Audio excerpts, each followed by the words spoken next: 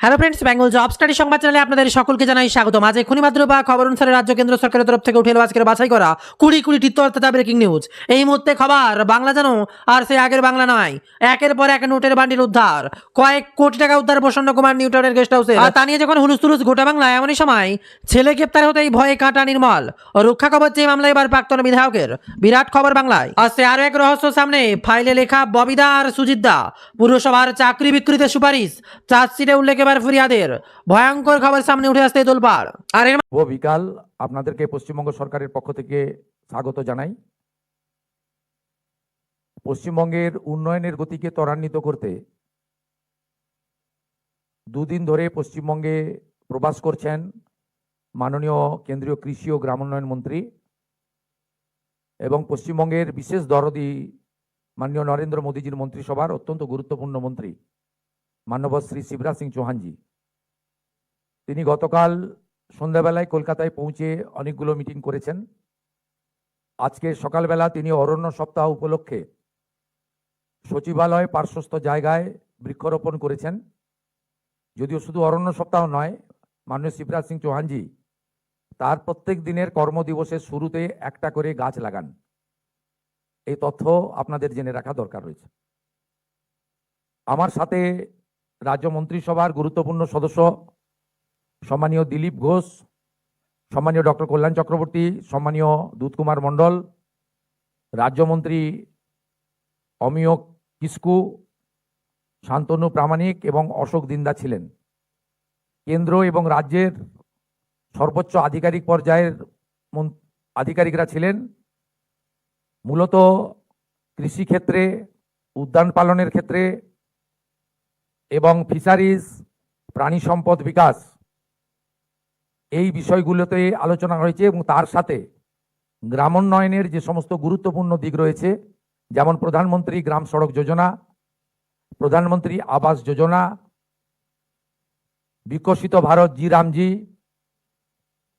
এবং লাখপতি দিদি সহ আমাদের ৮০ লক্ষ স্বনির্ভর গোষ্ঠীর দিদি এবং বোনেদের নানা কল্যাণকর কর্মসূচি নিয়ে আলোচনা হয়েছে। ইতিমধ্যে ভারত সরকার 4টি জেলাতে প্রধানমন্ত্রী ধনধান্য কর্মসূচি যুক্ত করেছে। যেই জেলাগুলি হলো দার্জিলিং, আলিপুরদুয়ার, ঝাড়গ্রাম এবং পুরুলিয়া। এর বাইরেও কেন্দ্রীয় কৃষি এবং গ্রামোন্নয়ন দপ্তরের প্রত্যেকটি কর্মসূচির সঙ্গে আমরা যুক্ত হয়েছি। জুন মাসে মানরেগা যেটা কর্মসূচির শেষ সপ্তাহ ছিল, তার জন্য মাননীয় শিবরাজ সিং চৌহানজির দপ্তর 700 কোটি টাকা আমাদের দিয়েছিলেন। প্রধানমন্ত্রী গ্রাম সড়ক যোজনার 2400 কিলোমিটার নতুন রাস্তার জন্য অনুমোদন করে প্রথম পর্যায়ে 1000 কোটি টাকা তারা আমাদের দিয়েছেন।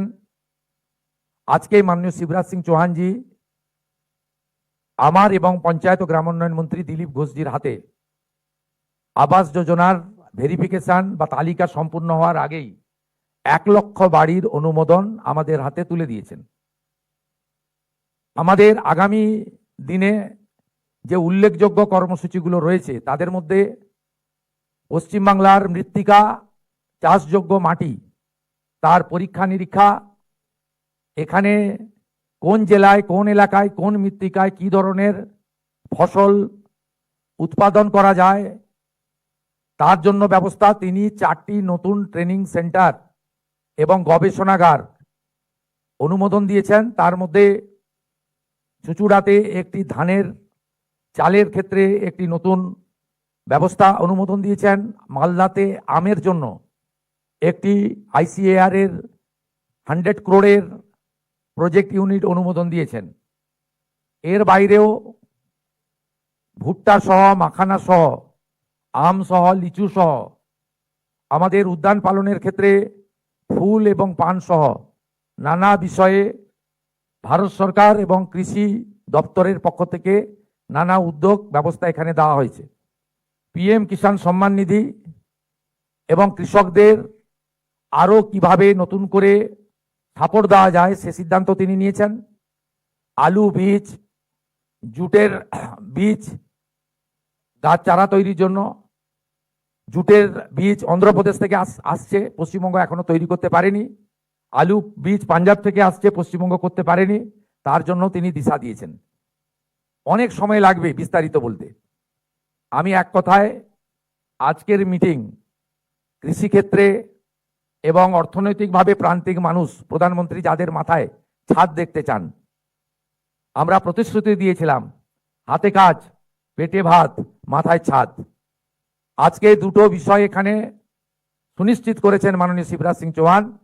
125 দিনের কাজ, ইতিমধ্যে 2,56,00,000 কার্ড, জব কার্ড চিহ্নিত হয়েছেন। আরো যারা প্রাপক আবেদন করলে তাদের কার্ডও অনুমোদন করার নীতিগত সিদ্ধান্ত তিনি আধিকারিকদের নিতে দায়িত্ব দিয়েছেন। অর্থাৎ হাতে কাজ, অদক্ষ শ্রমিকের ক্ষেত্রে 300, সেমি স্কিল্ডের ক্ষেত্রে 450 এবং স্কিল্ডের ক্ষেত্রে 600 টাকা 125 দিনের কাজ। আর মাথায় ছাদের ক্ষেত্রে আজকে তো 1 লক্ষ বাড়ির স্যাংশন আমরা পেয়েছি এবং 20 জুলাই পর্যন্ত তালিকা তৈরির সময় ছিল। বর্ষা এবং ইত্যাদি দেখে আমাদের আবেদন মঞ্জুর করে 15ই আগস্ট পর্যন্ত। সোমবার বিকাশ ভবনে আয়োজিত এক উচ্চ পর্যায়ের বৈঠকে কেন্দ্রীয় অর্থ বরাদ্দ জট খোলার পাশাপাশি আগামী 1 আগস্ট থেকেই জাতীয় শিক্ষানীতির বাস্তবায়ন ঘোষণা করা হয়। এর মাঝে বিরাট বড় খবর, সোমবার অনেকটাই কমলো সোনার দাম। 22 ক্যারেট 24 ক্যারেট সোনার দেশের কোথায় কত দামে বিক্রি হচ্ছে জানলে আপনিও চমকে যাবেন। সপ্তাহের প্রথমে সোমবার এবার এক ঝলকে অনেকটাই কমলো সোনার দাম। 13 জুলাই কত টাকায় বিক্রি হচ্ছে হলুদ ধাতু 22-24 ক্যারেট সোনা কলকাতা সহ দেশের শহর জুড়ে কত দাম শুনলে আপনার চোখ কপালে উঠবে, এত কম দাম। 24 ক্যারেট 1 গ্রাম সোনার দাম 14,291 টাকা, গতকালের থেকে 142 টাকা কমলো। 10 গ্রাম সোনার দাম 1,42,910 টাকা, গতকালের থেকে 1,400 কোটি টাকা কমেছে। আর এবার রথযাত্রা নিয়ে বিরাট বড় বার্তা। রথযাত্রার আগে মুখ্যমন্ত্রী শুভেন্দু অধিকারী ঘোষণা, এবার 5 লক্ষ টাকার অনুদান পাবেন এরা। কি বলছেন এবার রথযাত্রা নিয়ে চমকে যাবেন। বিরাট বড় ঘোষণা শুভেন্দু অধিকারী। নবান্ন থেকে মুখ্যমন্ত্রী জানালেন এবার প্রাথমিকভাবে 60টি রথযাত্রা কমিটি এবং 5 লক্ষ টাকার অনুদান দেওয়া হবে। মুখ্যমন্ত্রীর কথায় বর্তমান সরকার ঐতিহ্য উন্নয়নকে এগোতে চায়, তাই এমনই বার্তা। আর এর মাঝে বিরাট বড় খবর, রান্নার গ্যাস থেকে হতে পারে ভয়ঙ্কর পরিণতি। আপনার কাছে রান্নার গ্যাসের সিলিন্ডার আছে নাকি? বিরাট বড় খবর, গ্রাহকদের 5 সতর্কবার্তা দিল ভারত সরকার। এবার ভারত বা ইন্ডিয়ান গ্যাস কি বলছে? আপনার ঘরে এলপিজি সিলিন্ডার হতে পারে আপনার চিন্তার কারণ। রান্নার গ্যাসের বিস্ফোরক নিয়ে ঘুম ছুটলে অবশ্যই মেনে চলুন ভারত গ্যাসের 5টি পরামর্শ, তবে চিন্তা কমবে আপনার। কি কি পরামর্শ দিচ্ছে এবার ইন্ডিয়ান গ্যাস? সাধারণত আমাদের পরিবারে রান্নার গ্যাস নিয়ে সর্বদাই চিন্তা থাকে, অনেকের ক্ষেত্রে অসাবধানতার জন্য আগুন বা বিস্ফোরণের মুখে পড়তে হয়। তবে কি কি সতর্কবার্তা দিয়েছে তা প্রত্যেকের জানা জরুরি। 1, সবসময় ওভেন ঠিক জায়গায় বসান। আমরা অনেক সময় বিষয়টি এড়িয়ে যাওয়া গুরুত্ব দিই না, তবে এতে ক্ষতি হতে পারে। সবসময় রান্নার গ্যাসের ওভেন বা এলপিজি সিলিন্ডারের চেয়ে কিছুটা উঁচুতে বসান, মনে করে এটি অত্যন্ত শক্ত মজবুত প্ল্যাটফর্মের উপর রাখা উচিত। আর দ্বিতীয়ত বলা হচ্ছে, মনে রাখতে হবে সিলিন্ডার নেওয়ার ক্ষেত্রে ডেলিভারি বয়ের কাছ থেকে সেটির ওজন ঠিক আছে কিনা এবং সিলিন্ডারে কোনো রকম গ্যাস লিকেজ হচ্ছে কিনা তা ভালোভাবে পরীক্ষা করে নিতে হবে। অন্যদিকে আবার রেগুলেটর বন্ধ করছেন তো এই বিষয়ে আমরা অনেকে অবহেলা করি। প্রতিবার রান্না শেষ হওয়ার পর নব বন্ধ করি না, এ বিষয়ে অবশ্যই সতর্ক থাকা উচিত। তাই রাতে ঘুমোতে যাওয়ার আগে অবশ্যই গ্যাসের সিলিন্ডারের রেগুলেটরটি বন্ধ আছে কিনা, এতে গ্যাস লিকেজের ঝুঁকি এক ধাক্কায় অনেকটাই কমে যাবে। অপরদিকে আবার টেকনিক্যাল চেকিং করান কি? নিয়ম মেনে আপনার বাড়ির সম্পূর্ণ এলপিজির কানেকশন ও ইনস্টলেশন প্রতি 5 বছর অন্তর একজন রেজিস্টার্ড ও দক্ষ টেকনিশিয়ান দিয়ে অবশ্যই পরীক্ষা করিয়ে নিন, নাহলে আপনি সমস্যা পড়তে পারেন। আর অন্য এক সতর্কবার্তা, যেখানে গ্যাসের গন্ধ পেলে কি করবেন? রান্নার গ্যাসের তীব্র গন্ধ পেলে সবার আগে রেগুলেটরটি বন্ধ করুন। সে সময় ভুলেও কোনো ইলেকট্রিক্যাল সুইচ অন অফ করবেন না, কোনো ইলেকট্রিক্যাল ডিভাইস ব্যবহার করবেন না। সঙ্গে সঙ্গে আপনার গ্যাস ডিস্ট্রিবিউশন হেল্পলাইনে খবর দিন। গ্যাস লিক হলে অতিরিক্ত আতঙ্কিত না হয়ে যে কাজগুলো করবেন, গ্যাস গন্ধ পেলে আতঙ্কিত হয়ে পড়ি, সেই সময় মাথা ঠান্ডা রেখে ঘরের সব দরজা জানলা খুলে দিলে এতে ঘরের ভেতরে জমে থাকা গ্যাস বাইরে বেরিয়ে যাবে। এই সময় দেশলাই লাইটার জ্বালানো বা কোনো ইলেকট্রিক্যাল প্লাগ সুইচে হাত দেওয়া সম্পূর্ণ নিষিদ্ধ। দ্রুত ঘর থেকে বের হয়ে নিরাপদ দূরত্বে যান এবং অবিলম্বে গ্যাসের এজেন্সি অথবা এমার্জেন্সি হেল্পলাইন নম্বরে যোগাযোগ করুন। এমনই খবর সামনে উঠে আসে।